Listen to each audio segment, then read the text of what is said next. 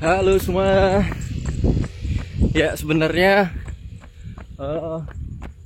aku tuh udah malas banget ya sebenarnya bikin video lanjutan yang Xiaomi 14 nembun. Pak. Tapi karena aku tuh kan join di komunitas atau di forum Xiaomi 14 Indonesia.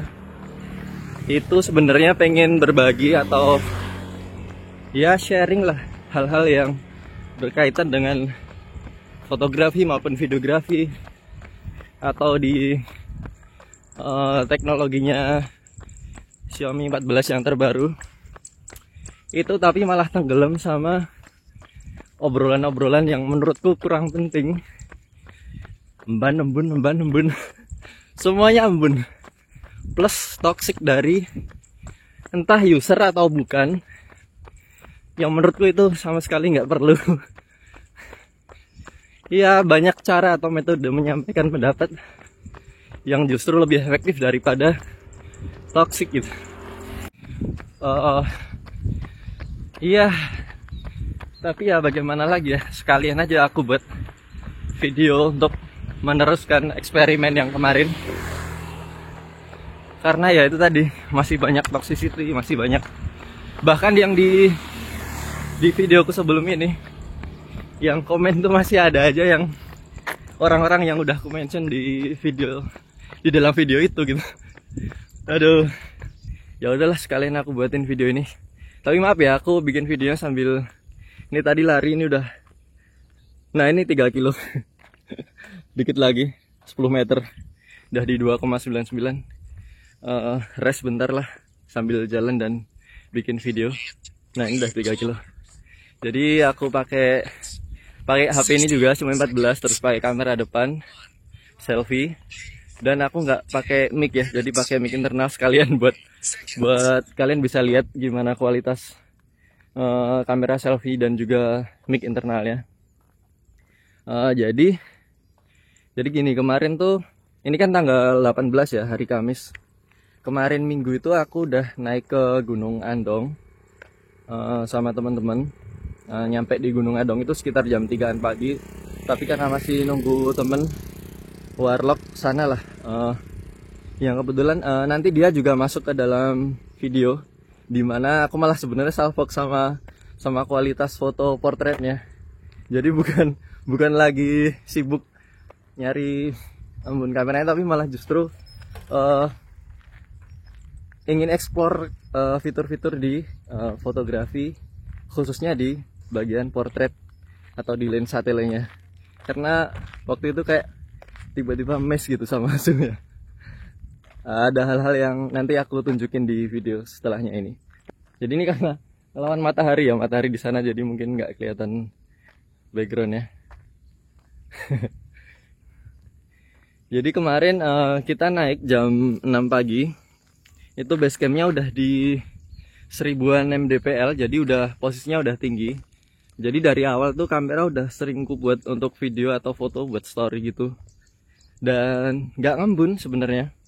Jadi dari base camp sampai atas itu aku pede, karena ya nggak ditemukan ngembun gitu kan. Terus ya nanti aku liatin juga, aku sempat ngerekam pakai HP temenku. Ya sama-sama nggak ngembun dua-duanya. Terus nah, tapi di atas udah sampai di atas gunung itu sempet ngembun sebentar, nggak tahu kenapa. Itu karena awalnya aku udah pede ya, jadi udah aku pakai secara brutal tuh untuk foto, video. Ya dari baterai full bisa sampai habis, sampai selesai tuh. Jadi waktu di puncak gunung itu sempet ngembun, tapi udah aku diamin kayak paling 5 detik gitu, terus ngilang. Habis itu udah nggak pernah muncul lagi. Jadi embun itu emang beneran ada di kamera aku, tapi ya itu di atas gunung, dan juga pemakaiannya juga cukup brutal ya. Dan aku nggak tahu kalau HP lain itu ngembun kayak gitu apa enggak, tapi ya bagiku waktu itu cuma 5 detik, nggak nyampe 5 detik mungkin ya. Kayak waktu itu aku buat rekam video loh, kok tiba-tiba agak buram dikit, terus aku berhentiin, aku lihat kamera sebentar, ya udah hilang aja gitu, nggak sempet aku videoin karena ya udah hilang, gimana videonya lagi. Jadi justru Justru ketika setelah dari atas gunung itu aku malah fokusnya ke fitur fotonya ya, fitur foto portretnya. Nanti aku bakal liatin kenapa aku bisa bilang HP ini sebenarnya kalau di luar embun yang dibahas orang itu sebenarnya kualitas dari kamera ini melebihi, dalam tanda kutip melebihi harganya ya, dibandingkan HP-HP lain yang menjadi pesaingnya sekarang kayak Samsung S24 ataupun iPhone. Ini kayak beyond gitu. Ya ada alasannya aku bilang beyond ya, karena aku udah sering foto pakai kamera betulan, kamera profesional, maupun ya lihat contoh foto-foto dari HP iPhone maupun Samsung. Iya, mereka jelas. Untuk di iPhone, Samsung itu kan jelas semuanya kelihatan jernih. Tapi kamera Xiaomi ini ada satu hal yang nggak dimiliki sama brand-brand lain untuk saat ini ya, nggak tahu kedepannya gimana. Tapi dia punya karakter yang beda hasil fotonya itu. Jadi kayaknya itu bukan kayak dari HP gitu dilihatnya. Pertama dia ngambilnya udah pakai kamera tele, ya semua HP yang zaman sekarang udah ada telenya. Tapi ini kan si Xiaomi 14 ini udah pakai prosesor Snapdragon 8 Gen 3 dan dia udah pakai AI untuk proses imagingnya. Dia melibatkan AI untuk mengolah gambar dari RAW menjadi JPG ya. Jadi pasti ada perbedaan yang mungkin belum dimiliki saat ini oleh beberapa HP yang lain. Contohnya yang bisa aku notice langsung saat itu adalah ini sorry aku pakai selfie ya. Nanti aku bakal switch pakai kamera yang mungkin kamera belakang biar kelihatan lebih jelas. Karena ini lawan cahaya matahari juga. Jadi satu hal yang aku notice dari kamera tele untuk portrait Xiaomi itu, dia seleksinya dari objek ke background itu memang rapi ya. Semua HP sekarang juga udah cukup rapi yang di flagshipnya. Tapi dia bisa memberikan hasil foto yang depth of field-nya itu seperti diambil pakai kamera atau lensa profesional gitu. Jadi kalau di HP-HP lain atau HP-HP yang mungkin beberapa tahun lalu itu kan ya udah dia seleksi objek terus sorry bentar berisik. Ya udah dia seleksi objek terus selain objeknya itu diblurin. Udah gitu aja. Tapi kalau di Xiaomi 14 ini kayaknya masih ada processing lagi dari selain seleksi objeknya. Jadi dia dikasih kayak seperti depth of field yang ada gradasinya berdasarkan jarak ya. Seperti pakai lensa betulan. Jadi di sini objek nih misalnya. Terus di belakangnya ada mungkin sekitar 1 meter ada pohon, terus 5 meter lagi ada pohon. Jadi pohon yang 1 meter di belakangnya itu nggak sengeblur pohon yang 5 meter di belakangnya. Dan juga foreground di depan objeknya itu juga bisa ngeblur gitu. Entah gimana algoritmanya processing image-nya, tapi realitanya fotonya seperti itu jadinya gitu. Jadi kayak ini agak meresahkan sebenarnya teknologi zaman sekarang. Ini depan kayaknya rame, aku balik dulu ya. Aku balik dulu. Aduh, pegel juga bawahannya kayak ini. Oke, aku switch pakai kamera belakang dulu biar mungkin lebih kelihatan. Sorry dari tadi aku pakai kamera selfie ya. Ya, kalian tahu sendiri sebetapa nggak niatnya aku bikin video ini. Tapi ya semoga informasinya bisa nyampe ke teman-teman semua. Ini aku udah switch pakai kamera belakangnya Xiaomi, kamera utama ya. Dan masih pakai mic internal, nggak pakai mic tambahan. Kalian sekalian bisa lihat sendiri kualitas video dan mic internalnya gimana, kualitas audionya. Jadi kesimpulannya untuk teman-teman, kilometer berapa sih? Udah 3,5. Jadi kesimpulannya untuk teman-teman yang mungkin mengalami unit yang bermasalah, ada embun di kameranya, ya silahkan aja kirimkan buktinya. Kalau nggak mau repot-repot ini yang ngilangin embunnya, tuker aja unitnya atau di refund ke SC, kirimkan buktinya dan persyaratannya, ikutin aja prosedurnya. Karena ya simpen aja energi kalian untuk hal-hal yang mungkin produktif bagi kalian. Kalau kalian nganggep unit ini nggak worth it untuk kalian beli, ya nggak usah dibeli. Atau kalau yang udah terlanjur beli ya ditukar aja atau di refund. Banyak kok HP-HP yang apalagi flagship ya sekarang. Flagship tuh udah tinggal karakter aja yang bedain. Karena kalau kualitas itu udah 11-12 lah. iPhone, Samsung, ini Xiaomi yang ini sekarang flagship. Iya, tapi kalau ingin mendapatkan karakter yang dalam tanda kutip beda dengan HP yang lain, khususnya Xiaomi ini karena dia kolaborasi dengan Leica, ya resikonya untuk saat ini memang faktanya beberapa unit terdapat ngembun gitu. Tapi aku nggak tahu ya ngembunnya unit mereka itu beneran permanen apa cuman sebentar, karena mereka cuman nge-share foto dan kalaupun video ya cuman sebentar gitu. Nggak tahu itu embunnya permanen nggak di HP mereka. Tapi kalau di unitku setidaknya aku pakai di dataran rendah di rumah atau bahkan di dalam kulkas di video kemarin tuh masih aman. Iya, muncul embun waktu ku bawa ke atas gunung. Itu pun cuma 5 detik dan bahkan nggak sempet aku rekam videonya pakai HP lain karena ya waktu aku liatin kameranya langsung kayak ngilang gitu. Paling 5 detik gitu tiba-tiba langsung udah hilang. Jadi nggak sempet ngerekam ada embunnya di HP ku. Malah justru salah fokus ke ininya, fitur-fitur potretnya yang udah aku bilang tadi. Oke ya, jadi sorry tadi videonya aku potong karena aku mau lanjut lari lagi biar cepet nyampe, karena tadi jaraknya sekitar 4 kilo dari rumah, jadi masih agak jauh. Jadi aku sempetin untuk lari sebentar. Ini paling sampai rumah tinggal sekilo lagi biar cepet nyampe karena udah panas ya. Aduh, jadi sampai mana ya tadi aku bahas ya.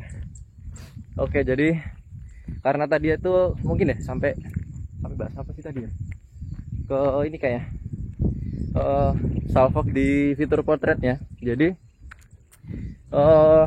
karena udah ngelewatin puncak terus udah turun agak ke bawah gitu di pos 1 atau pos 2 tuh lupa aku.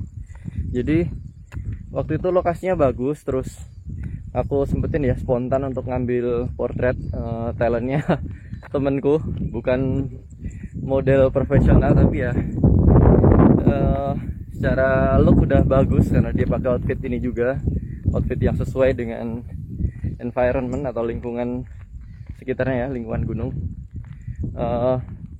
Surprisingly aku malah justru salvo ke ini ya, kualitas dari hasil foto portretnya. Menurutku karakter foto portretnya itu justru punya karakter gitu teman-teman. Jadi pertama ya, dia itu punya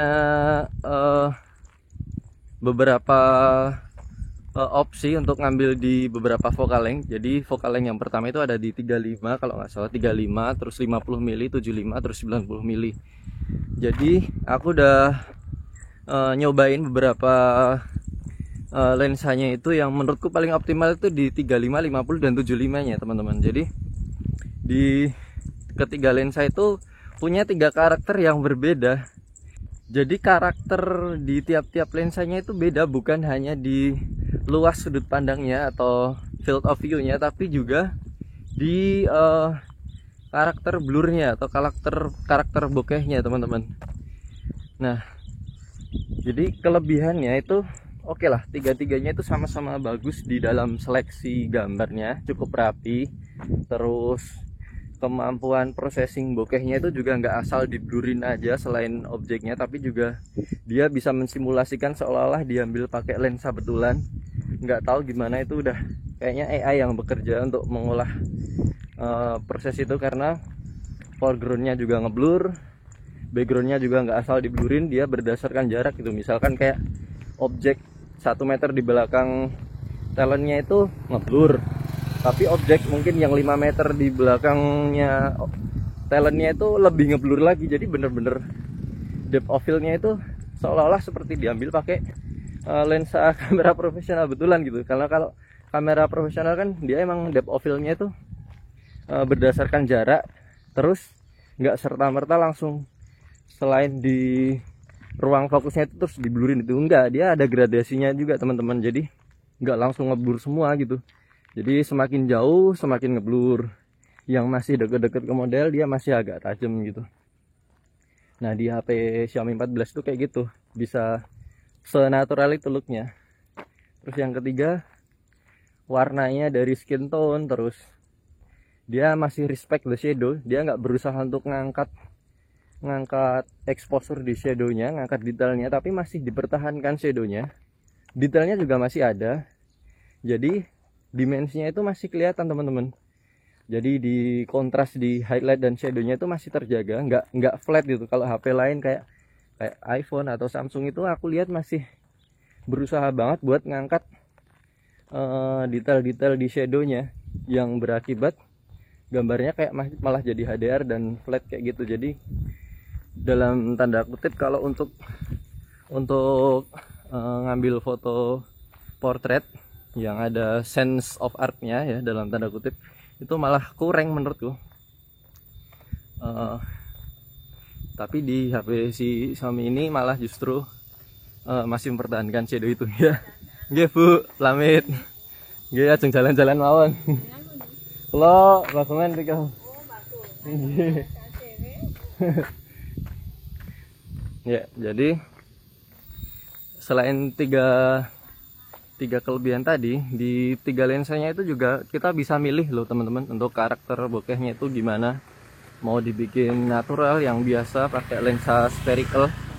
Lensa spherical itu kan efek bokehnya bakal bulat ya. Kalau lensa pakai yang anamorphic atau apa kan, dia bisa kayak lonjong. Terus ada juga lensa-lensa optik yang jadul, yang optiknya itu bisa memberikan ilusi kayak swirly gitu bokehnya. Itu ada juga opsinya teman-teman. Jadi uniknya itu ada di fitur-fiturnya itu teman-teman. Jadi nggak apa ya, masih banyak ruang untuk eksplorasi sebenarnya, untuk melihat potensi maksimalnya HP ini untuk dipakai berkarya atau untuk konten ya. Dan ya semoga kedepannya kalau aku nggak males bikin video aku bakal nge-push HP ini untuk produksi mungkin foto yang lebih proper ya, dalam tanda kutip. Kemarin kan karena spontan teman-teman, dan spontan pun sebenarnya udah surprisingly aku udah terkejut sih dengan hasilnya. Apalagi kalau disiapin talentnya, terus pakaiannya ya, wardrobe-nya, terus lokasinya, dan waktu yang lebih proper lagi semuanya yang udah disiapkan lagi itu. Iya nggak tahu ya maksimalnya bakal gimana, tapi kemarin udah bagus ya, semoga bisa lebih bagus lagi kalau disiapkan kan.